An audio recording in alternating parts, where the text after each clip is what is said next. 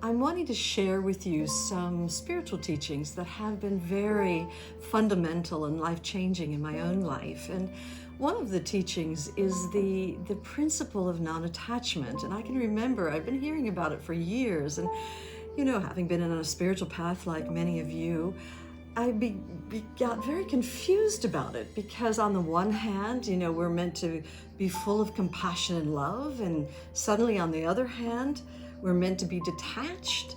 And it felt like a very cold way of approaching life, as if we don't care. And then I began to learn that there's a big difference, a quantum difference between detachment and feeling unmoved in life and being utterly unattached to the material or the way things should be. And that actually non-attachment is extremely liberating and joyous and freeing for you, as it was in my life. And it was so useful to me during a time when great disaster struck. And we lost everything. My house burned down, and we were financially wiped out. And I very innocently began doing a practice every night where I would go to bed and I would review what I had in my life. A beautiful marriage, and I would look at the business and the material, the house, the cars, and I would just offer it all up to God, to life, to the universe. And every morning I would get up, and the first thing I would do is get down on my knees and thank God, thank life, that for one more day I had these priceless gifts in my life. Now, a remarkable thing started to happen over that next year. I found that not only did I have a great and deep appreciation for all the material and the beautiful friendships and the love I had in my life, but I developed a very light relationship to it, knowing that it would be offered up every night. And so I began to feel so much more joy, so much more free, and actually so much more blessed to have these beautiful gifts in my life that I completely understood were all on loan.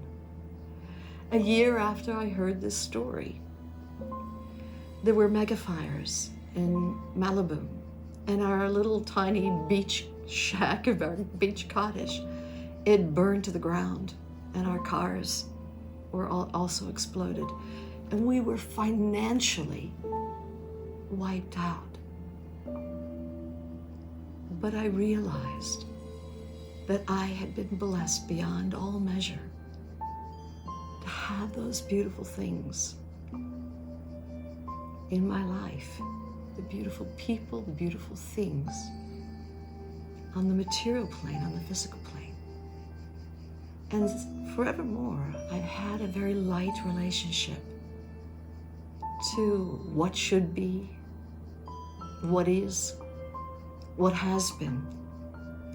And during this time of COVID, I feel like it's an invitation to all of us. Maybe it's time you did this practice every night. And maybe every morning you got up and thanked for what you do have. I find that gratitude is a magnet for grace. When your heart is full of gratitude, it's like life says, more will be added unto this person. Instead of being a cup half empty person, you're a cup half full person. And life loves to offer you more opportunities, more ways of and directions in life, more doors open for you. All because you are willing to be unattached to the material, the physical, and how things should be, and what it should be after all of this, in this tumultuous time that we're living through, when this period of time finishes, which I believe it will eventually. Even non-attachment to what that's going to look like. So why not give it a shot? Do a divine experiment. See if you find the same joy and surrender and non-attachment as I do in doing this practice. And a heartfelt namaste.